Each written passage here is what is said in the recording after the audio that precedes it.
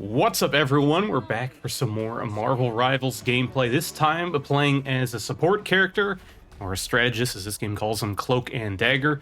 And we're going to be playing on payload, or I guess hybrid payload and point capture map. I can't actually remember the name of the map. It's the Wakanda payload map. I think there's only one of those. And we're going to be on defense. This is a quick play match, so we're not going to be doing the both sides. I have started to dive into competitive a little bit so far, and I have been enjoying it, so I'm going to be doing more of that. But this one right here, just a quick match, playing with one of my friends, Exio, currently on the Magneto. And yeah, Cloak and Dagger. Personally, I think it's my favorite hero to play so far among all of the classes and all of the heroes. I've really been enjoying Cloak and Dagger a lot. They're a very strong support character, but they're also capable of dishing out a decent amount of damage. They have the two different forms. You see me pretty much only on Dagger's form so far, now switching to Cloak to throw out that blinding damage amp wave, and then going back to some healing. But this character is a lot of fun. It takes a little bit to get used to the switching, but actually it reminds me a lot of a character in Smite, for anyone here who played that. There was a character, Hel, not Hela, but Hel, also from the Norse pantheon in Smite, and you had your light form and your dark form. Both forms were capable of dealing damage, but light form mainly focused on healing and like cleansing debuffs for you and your allies. And then the dark form was basically pure damage and some debuffs. So that matches up a lot with Cloak and Dagger here, so it's some familiar kind of gameplay in that sense. But it is a little bit different because Hel in Smite, your ultimate ability was how you swap forms. Not just a different ability like it is just shift in this one, and that takes a little bit getting used to. I've definitely accidentally hit the ult button a couple times when trying to switch because I've forgotten, but I think I'm getting more used to it now. But to get into the character abilities more, like I said, Dagger is more focused on the healing, and if you're picking a support strategist character, you probably are picking it mainly for the healing, so I would say Dagger is going to be the one you're mainly playing on. But hey, if you're going to do like a 3 support team comp, which some people have done, then maybe you can get away with going on Cloak and being more damage focused a lot of the time. Because Dagger, she can deal damage only with her primary attack, and it's pretty pathetic damage. I think it does like 15 damage per bullet, which you got a 12 bullet mag or 12 dagger mag. That's not enough damage to kill anyone in the game without some help, so you're really not going to be DPSing people down. It's kind of slowish attack speed. But the advantage of that is that it has basically auto lock on. If you're firing in, general direction of the enemy or an ally, the bullets or daggers will lock on and guarantee that healing or damage. So it's pretty rare to see Cloak and Dagger with anything lower than like a 96% accuracy rate at the end of the game, because it's pretty hard to miss. Basically, you were throwing your dagger at someone who already died, and that's probably why you missed. But that little chip damage, occasionally useful. Right here, we're going to see the ult coming out the first time. That's where you get the combined damage. And I guess that's the other form where you could say the Dagger has damage. It's her ultimate, which puts down the goop, the juice. I don't know what people are calling it, but it does damage to enemies, healing to allies in it. And right there, unfortunately, it doesn't seem like it was enough because the team has gone down. I'm still alive, switching to Cloak just to get some less bit of damage out. And unfortunately, I do go down, and they're going to keep with that push. But yeah, other than her primary attack, Dagger also has the healing wave you send out that gives healing to allies. And I think you can actually hit yourself with it if you're moving fast enough. I don't know if you need kind of a movement boost from someone else, but I feel like I've fired it out, and it's hit me right when it started out and done some healing. But that also gives a healing amp to anyone hit by it, so you receive some extra healing for a while. And then your other ability is you throw down kind of a healing orb, which is really good for keeping yourself alive. I try to be a little bit greedy with that ability, especially if the enemy team has a lot of dive characters that are trying to chase me down, because that's really good healing, and you can just kind of stay in that, and you can usually switch to Cloak after you throw it down and try and fight off whoever's on top of you. But it's also your highest healing option, so if the enemy team is doing a lot to your tanks, you are going to have to use that on them too, or just any of your frontline allies, because you can't just afford to be greedy with it all the time. Your allies probably will die unless they're really focusing you instead. But right there, I did use it earlier. Thor came in on me, just kind of walked past my whole team, and it came off cooldown right at the end right I was just about to throw it down, but he finished me off. But outside of Dagger, you do have the Cloak form, which is much more damage focused. He can do no healing at all outside of the ult, if you consider that part of his kit as well. But he does still have some support capability. The wave he sends out, unlike Dagger's healing wave, which only affects allies, that one only affects enemies, and it gives them kind of a blind. They can't see very far in front of their faces. And it also amped damage they receive for a while, which is something I didn't realize for a while, so I'd probably have to kind of incorporate that better and be a little bit smarter about how I use it. But that extra damage can help a lot for yourself, because you're in cloak form. You can use the close range kind of drain thing I'm using there, which I've heard people compare it to Moira, but unfortunately, unlike Moira, it does not heal you, so you can't really be quite as greedy with it. But I guess one thing I like to do is throw down the, like I mentioned before, throw down the healing bubble from Dagger and then switch to Cloak and then kind of dance around in that, so I do still have some healing.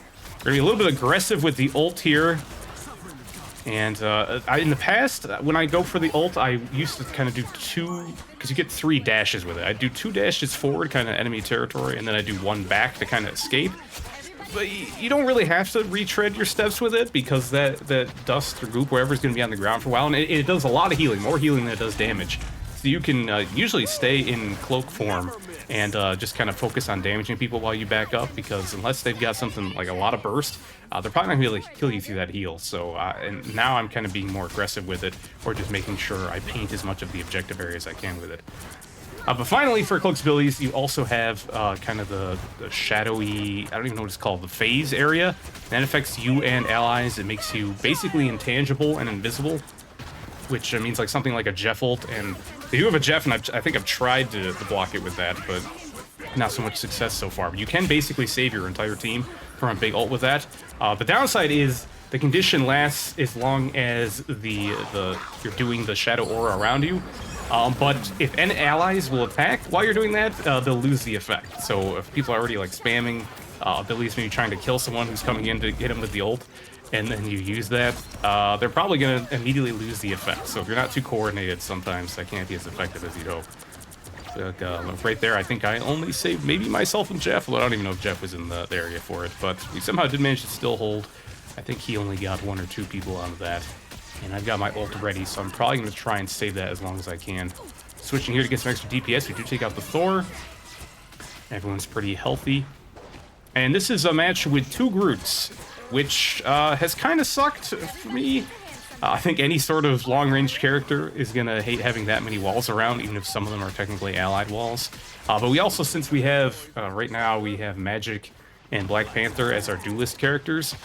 They are not characters that are really going to be standing around doing consistent damage in a straight line to destroy those walls. They're both dive characters, usually focusing on getting people away from where the walls are going to be.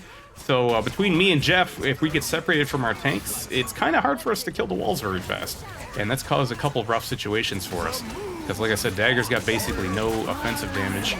Right here, they jump over the cart and hit us with that Groot ult. And I can't use Cloak's Shade to get out of that. I think that's considered like a movement ability, so you can't use it when you're trapped in Groot's ult.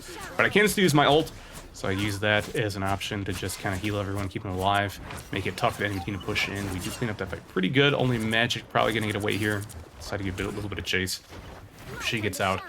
But speaking of the movement ability aspect of Cloak Shade, something I didn't even realize, because I don't think it's mentioned anywhere in the ability description, is that while you're in the shade zone, or you're making yourself invisible, you can hold a space, or whatever your jump button is, and you can fly. So like where Jeff is up there on that high ground right now, I could use my mouse to the shade area, and then fly up there. And if there was like an enemy up there, I could dive him, try and kill him, or I could just use it to get away. And I didn't know that was a thing, because it wasn't mentioned anywhere. A friend had to tell me that. And it's pretty nice that you can do that if you remember that it's a thing, which I often forget. But here, this is kind of what I've been talking about with these group walls really separating us. I don't want to be this close to my tanks. I will benefit from the healing AoE. That's one nice advantage of it, of just my regular daggers that I'm throwing out. But we know they've got that Groot who's getting those really nice ults, so I'd prefer not to be directly on top of my tanks in case that can happen. But in that case, looks like they got the switch up. They had a Hawkeye all game who was probably also hating the fact that there was 2 Groots. I don't think he was having much success at all. I heard him ult twice, and I don't think he got a single kill off of it. So he has switched to Iron Fist and caught us off guard there. And I think both me and Jeff went down pretty quick. So for the first time in a while, the enemy team's starting to make some progress, but the Thor pushes out a little too far. With some help from Magic, we're able to pick him off. And then we're going to see if we can push him back to this choke here over here, even if they did advance the payload a bit. And it looks like both Magics are ulting right now. I swear, I don't know what she says when she does her ult. It sounds like me, behold stepchild. I don't know if that's actually what she says. I don't know Magic's lore. I don't know if she's a stepchild or if the demon's a stepchild, or if that's not what she's saying. But both of the stepchilds came out there, Now they got a big push going on. They got the Luna Snow ult going. I do use Mai here because I was a little bit worried with those walls and everyone grouped up that we were in trouble. I kind of wanted to save it for the Groot ult, but I felt like there was a big chance we might die. And Jeff did eat at least one person there. I think he ate his Thor, who's in the middle ult as well. But there is the Groot ult, and that's what I was afraid of. Didn't have mine available anymore. Had a pretty big pickup. Only Magneto's still alive, evenly bubbling himself. Too many enemies around. Who's going to go down? But thankfully, the cart was still a decent ways away from endpoint, so we've got some time to contest. They're in overtime. They're getting close. I don't really want to push in yet, though. I'm hoping Magic will go ahead, and she does eventually, and our group coming in as well. But I was a little bit worried because they were getting down to less than a meter to end the game, so I pushed in there with them. Unfortunately, I do go down, even though I at least got off my healing orb. But taking out by that Jeff, just spamming the floor with that team ability with Luna Snow. But despite me dying early, it looks like both our tanks are still alive. I think Jeff has managed to live as well, probably why they're still alive. The three of them are still fighting on the cart. Magic and I are coming back to reinforce. Making sure I'm going the right way to get to the cart. They're all still alive. Magneto does get picked off. I throw down my heal ball again.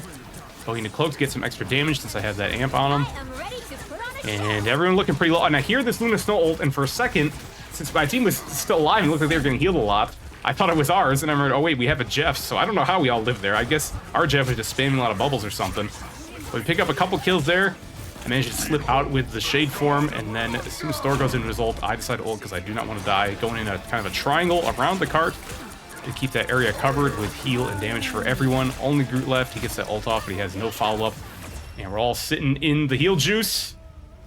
And that is going to be enough to hold. So pretty rough start for that game. I mean, they got the first capture point to start the payload usually goes pretty quickly, even if the teams are even, but they pushed pretty far after that. It really wasn't until like the last leg where we started to figure out our defense and do a lot better job, and I was able to get the MVP as well, so very happy with that. And we had that last-minute switch to the Iron Fist by Exio, switched off Magneto just because he wanted to get to the cart faster, but I don't think we actually ended up needing it. We managed to stay alive long enough before that they were able to hold. But yeah, pretty good stats overall for Cloak and Dagger. You can see I did a lot of damage despite being a healer and a lot of healing, so not slacking in either category, and that's part of why I enjoy playing this character so much. That's going to be all for this time, guys. Hopefully you enjoyed seeing some Cloak and Dagger gameplay. Please let me know what other characters you'd like to see. I can't guarantee I'll do good on all of them, but I, of course, will try and see what I can do to get out some more Marvel Rivals videos for you all. So as always, thank you for watching, and I'll see you next time.